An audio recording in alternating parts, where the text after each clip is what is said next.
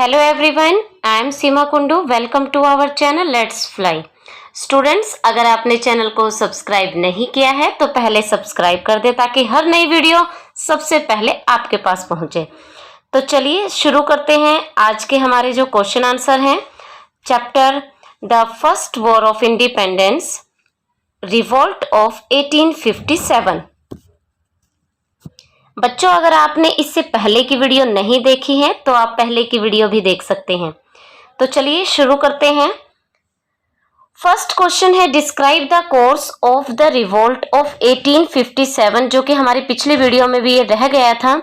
The revolt of 1857 was started by the Indian soldier, कि जो ये रिवोल्ट था 1857 का, ये स्टार्ट किया गया था इंडियन सोल्जर्स के द्वारा. And it soon separate to different part of the country, और धीरे धीरे ये कंट्री में, पूरी कंट्री में फैलता चला गया. And the regiment in Meerut March two Delhi, कि जो सिपाही थे मेरठ के वो दिल्ली की तरफ कूच कर जाते हैं. And the Mughal emperor Bahadur Shah Zafar supported the rebellion, और जो बहादुर शाह जफर जो कि उस समय पे राजा माने जाते थे इंडिया के, उन्होंने इनको सपोर्ट किया. लोकल लीडर्स, जमींदार एंड चीफ फॉट वायलेंटली, कि जितने भी लोकल लीडर थे, जमींदार थे एंड चीफ थे, वो सभी बहुत अच्छे से उन्होंने विद्रोह में पार्टिसिपेट किया. Nana Sahab in Kanpur and Tatya Tope in Betul and Begum Hazrat Mahal in Awadh, Rani Lakshmibai in Jhansi, and many more took an active part in organizing this uprising revolt against the British. The revolt also spread to Bareilly, Agra, Banaras and other places, कि ये जो अधिकतर उत्तर भारत में फैला था और इसमें इन नेताओं ने जो है पार्टिसिपेट किया था. Many groups were other who did not join the revolt, like कुछ ऐसे भी ग्रुप थे बच्चों जिन्होंने इस रिवोल्ट में पार्ट नहीं लिया, जो नहीं चाहते थे कि ब्रिटिश हमारा देश छोड़ के जाएं. और ये आपको जरूर पता होना चाहिए कि वो कौन थे.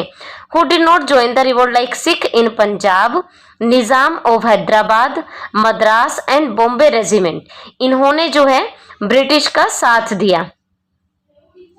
नेक्स्ट क्वेश्चन देखिए, question number 2, describe 5 main causes of the first war of independence. As I already told you, social cause, political cause, economic cause. फिर भी यहाँ पे दोबारा से देख लेते हैं एक बार.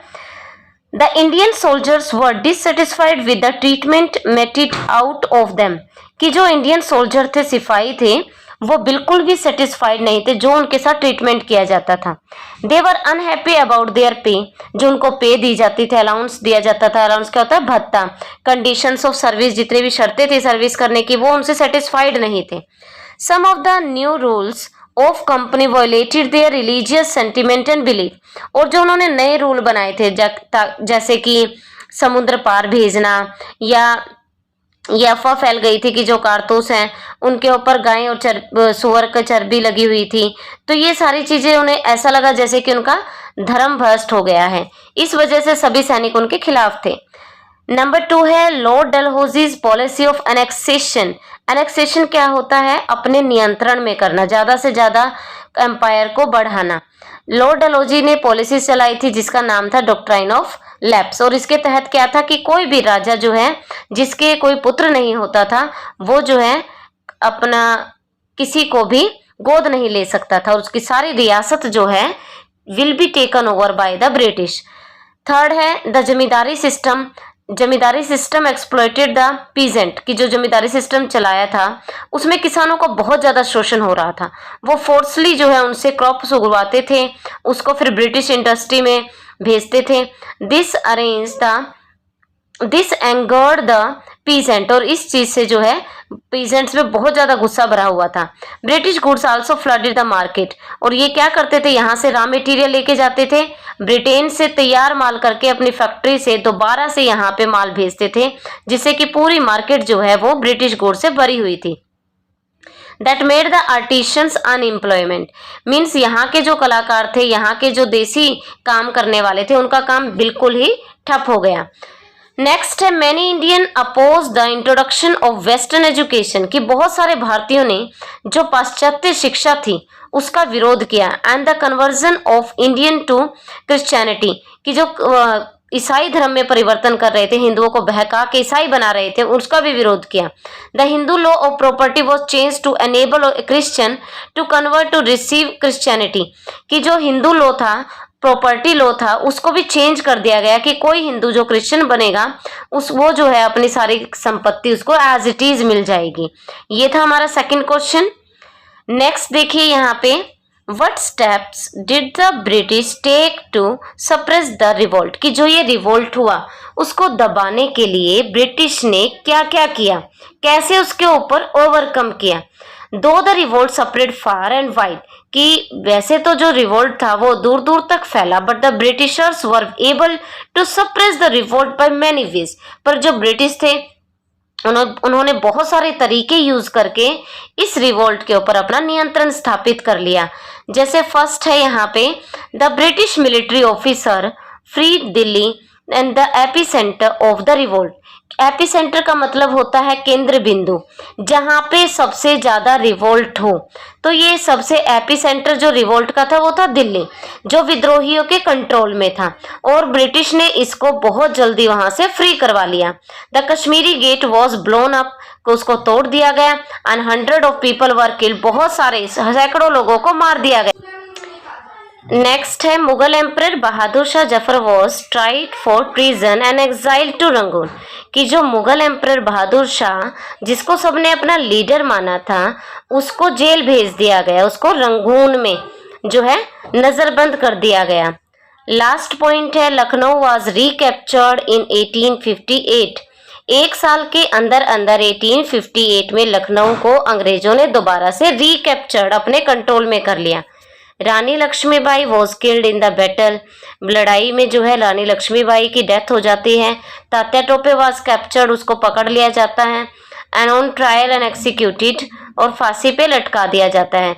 दस the British finally suppress the massive force of popular rebellion, और अंत में जो ब्रिटिश ने पूरे रिवोल्ट को सप्रेस कर दिया। Now questions and these question answers, you have to give answers of these questions in the comment box. So first question, who introduced the doctrine of lapse? Listen again, who introduced the doctrine of lapse? Second question, who took over the governance of India from the East India Company?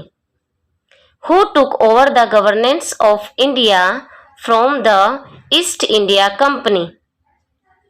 Last question, what was the title given to the Governor General after the revolt of 1857? What was the title given to the Governor General after the revolt of 1857?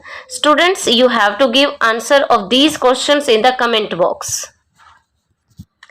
Next question, what changes were made in the administration of India after the revolt was suppressed?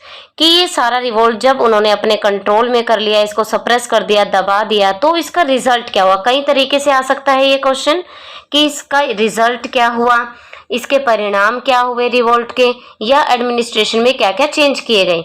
After the revolt, the British authority in India made some changes in the policies for the re-establishment. दोबारा से re-establish करने के लिए British ने बहुत सारे change किए। For example 1, the rule of the East India Company ended, कि जो ईस्ट इंडिया कंपनी थी उसका शासन खत्म हो गया। And the British crown took over the administration, जो ब्रिटिश क्राउन था, ब्रिटिश पार्लियामेंट थी, उसके साथ जो वहाँ की रानी थी वो डायरेक्ट जो है एडमिनिस्ट्रेशन के ऊपर उसका कंट्रोल हो गया। Second, the secretary of state was appointed by the British parliament, पहले जो है ईस्ट इंडिया कंपनी उसको अपॉइंट करती थी, बट जो है अब British parliament to look after the governance of India with the help of a council. With the help of council now it's look after by the British Parliament. Number 3, the Governor General was given the title of Viceroy, which was the representative of the British Crown. जो British crown था उसका representative था viceroy. इसका पहले जो है governor general होता था, अब उसका जो नेम रिप्लेस करके उसको टाइटल दे दिया गया viceroy. The British reorganize the army to prevent any future revolt. दोबारा से सेना में इस तरह का रिवोल्ट ना हो तो आर्मी को दोबारा से रीऑर्गेनाइज किया गया, जिसमें ज्यादा सैनिक ब्रिटिश थे। The policy of annexation of Indian territory was given up, कि जो बहुत ज्यादा एनेक्सेशन की जो नीति थी ब्रिटिश ने उसको त्याग दिया। The Indian princess were granted the right of adoption, और अडॉप्शन का जो राइट है देसी राजाओं को वो दे दिया गया, गोद लेने की सहमति दे दी गई। 6 full religious freedom also granted, जो है धर्म की स्वतंत्रता भारतीयों को दे दी गई कि वो किसी भी धर्म को अपना सकते हैं। Last one, Indians were also given the assurance that high post would be given to them without any discrimination. जैसे कि मैंने आपको पहले बताया था कि जो ऊंचे पद हैं वो ब्रिटिश को दिए जाते थे और इंडियंस को नहीं दिए जाते थे, बट नाउ इट एग्रीड, कि वो उन्होंने एग्रीड कर लिया कि अब जो है ऊंचे पद भारतीयों को भी दिए जाएंगे। Here some words you can see the meaning. Ally, a state formally cooperating with other for military or other gains. इसका मतलब होता है किसी से संधि कर लेना, किसी भी मामले में एक दूसरे से दूसरी स्टेट का कोऑपरेशन करना, वो मिलिट्री या अदर किसी भी तरह की हेल्प हो सकती है। Court martial, a judicial court for trying member of armed services. Army के ही पर्सन्स जो कुछ गलत कर देते हैं उनके लिए जो कोर्ट होता है उसको हम बोलते हैं court martial. Mutiny and open rebellion against the proper authority, authority के खिलाफ विद्रोह कर देना सिपाहियों के द्वारा, उसको बोलते हैं mutiny. Revolt means take violent action against the establish government, government के खिलाफ कोई हिंसक एक्शन करना, जिसको हम विद्रोह क्रांति बोलते हैं। Subedar, it is a rank in Indian army में रैंक है, ranking below the commission officer से नीचे का रैंक है।